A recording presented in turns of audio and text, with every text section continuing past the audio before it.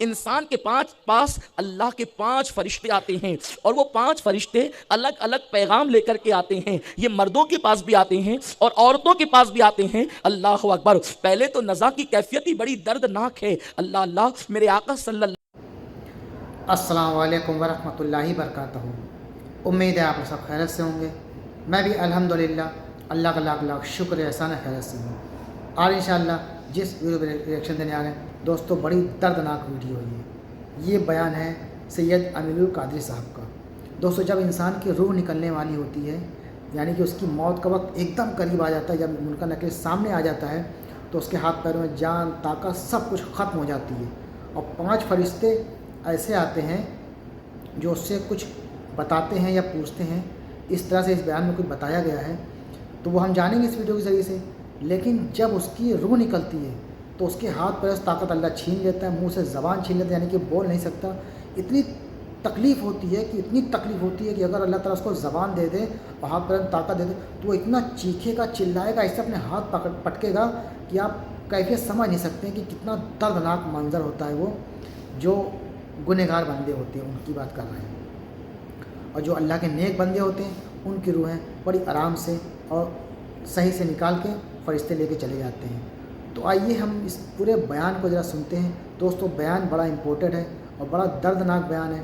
اس بیان کو پورا اینڈ تک سنیے گا اور اس کو شیئر بھی کریے گا, اپنے گناہوں سے توبہ بھی ضرور کریے گا. تو آئیے پہلے ہم لوگ پورا بیان سنتے ہیں, پھر اس کے بعد بات کرتے ہیں.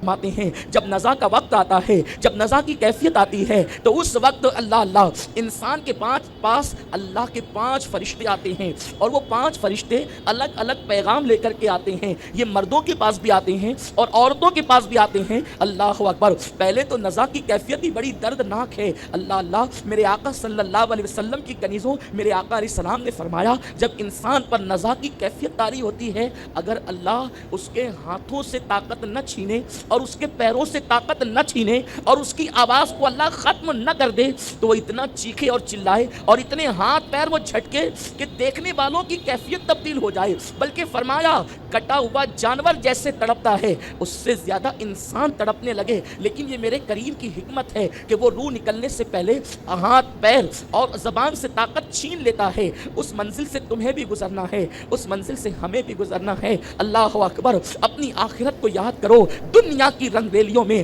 آخرت کو بھول جانے والی میری بہن, باریک اور پتلے کپڑے پہن کر اترانے والی میری بہن, زیورات پہن کر پھولے نہ سمانے والی میری بہن, آخرت میں نہ زیورات ہے, نہ زر ہے, نہ جواہرات ہے, نہ شوہر کا پیار ہے, نہ بیٹوں کی محبت ہے, نہ ماں کی ممتا ہے, نہ باپ کی شفقت ہے. میرے آقا فرماتے ہیں جب نزا کی کیفیت ہوتی ہے اس وقت انسان کے پاس ایک فرشتہ آتا ہے اور وہ فرشتہ آ کر اس کے کان میں پکار کر کے کہتا ہے اے انسان کہاں گئی تیری طاقت, اے انسان کہاں گئی تیرے بدن کی قوت, آج تو کتنا کمزور ہو گیا ہے, آج تیری طاقت ختم ہو گئی ہے, کہاں گئی تیری زبان کی قوت, وہ چر چر چلنے والی زبان, کیا اس سے تیری طاقت چھین نہ لی گئی, تیرے بدن کی قوت چھین نہ لی گئی. میرے پیارے آقا صلی اللہ علیہ وسلم کی کنیزوں اندازہ تو لگاؤ, آج تم اپنی زبان سے کبھی غیبت کر رہی ہو, کبھی چگلی کر رہی ہو, کبھی جھگڑے لگا رہی ہو, کبھی لوگوں میں پھوٹ ڈال رہی ہو, اللہ اکبر, کبھی کسی کو گالی دے رہی ہو, کبھی کسی کے دل کو اذیت پہنچا رہی ہو.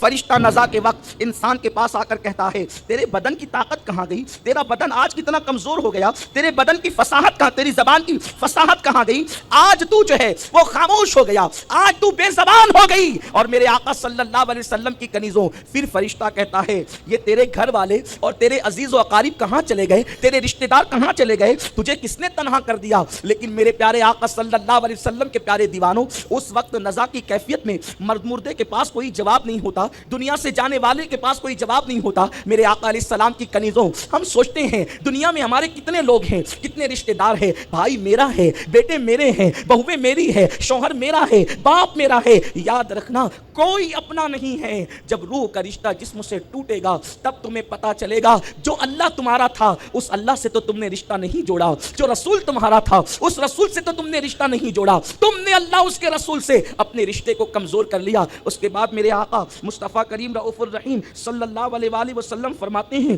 کہ جب اس کی روح نکل جاتی ہے اور اس کو کفن پہنایا جاتا ہے تو اس وقت دوسرا فرشتہ آتا ہے اور دوسرا فرشتہ آ کر کے کہتا ہے کہاں گیا وہ تیرا مال و اسباب؟ تو نے تنگ دستی کے خوف سے مال جمع کیا تھا، تو نے تنگ دستی کے خوف سے اسباب جمع کیے تھے، تو نے تباہی اور بربادی کے خوف سے جو گھر بنائے تھے، آج وہ تیرا گھر کہاں گیا؟ اللہ اکبر۔ وہ فرشتہ کہتا ہے تنہائی سے بچنے کے لیے جن سے تو نے محبت کی تھی اور جن سے تو نے انس کیا تھا وہ سب کہاں چلے گئے؟ جب انسان کو کفن پہنایا جاتا ہے گویا کہ وہ فرشتہ اس وقت اس کو تہدید کرتا ہے، اس کو جھنجھوڑتا ہے۔ اللہ اللہ، اپنے گھر کی اونچی عمارت پر اترا کر کے خدا کو بھولنے والی میری بہن، جب تمہیں بھی کفن پہنایا جائے گا، آج زیورات پہ اترا رہی ہو، آج زیورات پہ تکبر کر رہی ہو، اللہ کو بھول بیٹھی ہو۔ زیورات پہننے کے لیے ٹائم ہے، اللہ کی عبادت کے لیے ٹائم نہیں، گناہوں کے اڈوں پہ جانے کے لیے ٹائم ہے، رب کو منانے کے لیے ٹائم نہیں۔ میرے آقا فرماتے ہیں وہ دوسرا فرشتہ کفن پہناتے وقت تم سے مخاطب ہو کر کہے گا مکان کہاں گیا؟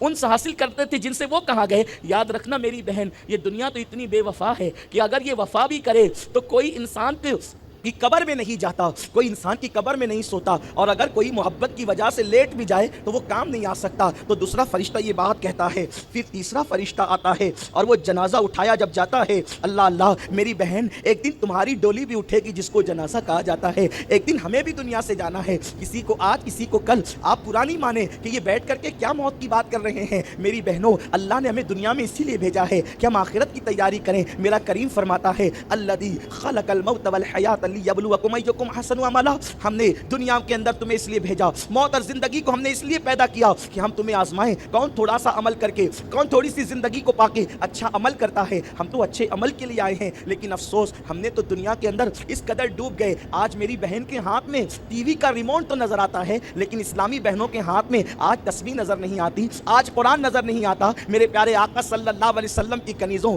مر کر کے کوئی ہیروئن تمہارے کام نہ آئے گی، سیدہ فاطمہ الزہرا کی نسبتیں کام آئے گی، امہات المومنین کی نسبتیں کام آئے گی۔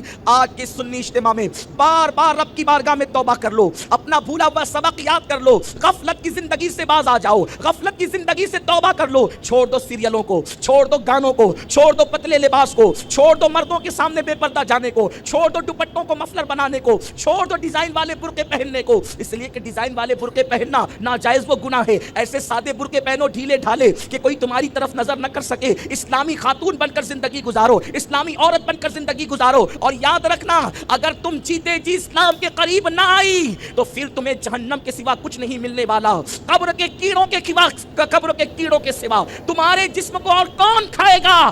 آج اپنے جسم پر ناز کر رہی ہو، اپنے حسن پر اترا رہی ہو، اسی حسن کو قبر کے کیڑے کھائیں گے اگر تم نے آج اللہ کو راضی نہ کیا، آخرت کی تیاری نہ کی۔ میرے صادق و مصدوق نبی مصطفیٰ کریم صلی اللہ علیہ وسلم فرماتے ہیں کہ جب جنازہ اٹھایا جاتا ہے اس وقت تو تیسرا فرشتہ آتا ہے اور وہ پکار کر کہتا ہے اے دنیا سے جانے والے، آج تو اتنے لمبے سفر پر جا رہا ہے، اس سے پہلے اتنا لمبا سفر تو نے کبھی نہیں طے کیا ہوگا، اور تو آج ایسی قوم سے ملے گا کہ آج سے پہلے تو نے ایسی قوم سے کبھی ملاقات نہ کی ہوگی، اور آج تجھے اتنے تنگ مکان کے اندر داخل کیا جائے گا کہ اس سے پہلے تجھے اتنے تنگ مکان میں کبھی داخل نہیں کیا گیا تھا۔ میرے پیارے آقا صلی اللہ علیہ وسلم کی کنیزوں، وہ تنگ مکان کیا ہے؟ وہ تنگ مکان کسے کہتے ہیں؟ اسی کو قبر کہتے ہیں۔ تو میرے آقا فرماتے ہیں کہ جب جنازہ اس کا اٹھایا جاتا ہے تو اس وقت تیسرا فرشتہ آ کر کے جنازے میں لیٹے ہوئے مردے کو کہتا ہے ہائے ہائے، پہلے تو گھر چھوٹنے کا غم ہے، دولت چھوٹنے کا غم ہے، آل اولاد چھوٹنے کا غم ہے، اس پر فرشتہ کہہ رہا ہے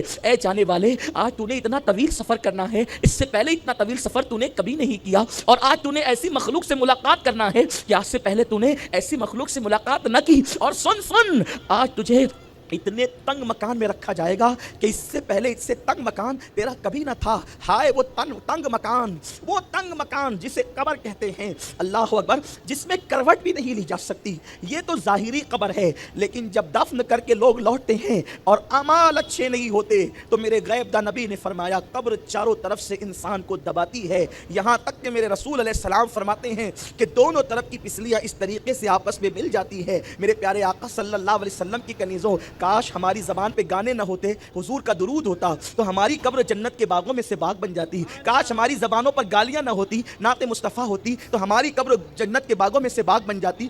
لیکن افسوس ہم آخرت کو بھول گئے۔ میرے آقا مصطفیٰ کریم رؤوف الرحیم صلی اللہ علیہ وآلہ وسلم فرماتے ہیں، پھر وہ کہتا ہے فرشتہ تیسرا، اگر آج اللہ تجھ سے راضی ہو گیا تو ٹھیک ہے اور اب تو بہت خوش بخت ہوگا، لیکن اگر آج اللہ تجھ سے ناراض ہو گیا تو پھر تجھ سے بڑا بدبخت کون ہو سکتا ہے؟ پھر میرے آقا مصطفیٰ کریم رؤوف الرحیم صلی اللہ علیہ وآلہ وسلم فرماتے ہیں، جب اس بندے کو یا اس بندی کو قبر میں اتار دیا جاتا ہے تو لحد میں اتارا جاتا ہے تو پھر چوتھا فرشتہ آتا ہے اور وہ چوتھا فرشتہ پکار کر کہتا ہے، اے خاتون یا اے مرد، کل تک تو زمین کی پیٹھ پر دندناتے ہوئے چلتا تھا، اتراتے ہوئے چلتا تھا، اور آج تیرا حال یہ ہے کہ تو زمین کی پیٹھ کے اندر آ گیا۔ کل تک تو زمین پہ ہنستا تھا اور آج تو زمین کے اندر رو رہا ہے، اور آج تو زمین کے اندر شرمندہ ہے۔ کل تجھے گناہوں پہ شرمندگی نہ تھی، آج تو قبر میں آنے کے بعد اپنے گناہوں پہ نادم اور شرمندہ ہے، مگر قبر میں آ کر کے شرمندہ ہونا تجھے کوئی فائدہ نہ پہنچائے گا۔ میرے پیارے آقا صلی اللہ علیہ وسلم کے پیارے دیوانوں، وقت ہو رہا ہے اس لیے میں اپنی گفتگو کو سمیٹ رہا ہوں۔ میرے آقا علیہ السلام فرماتے ہیں،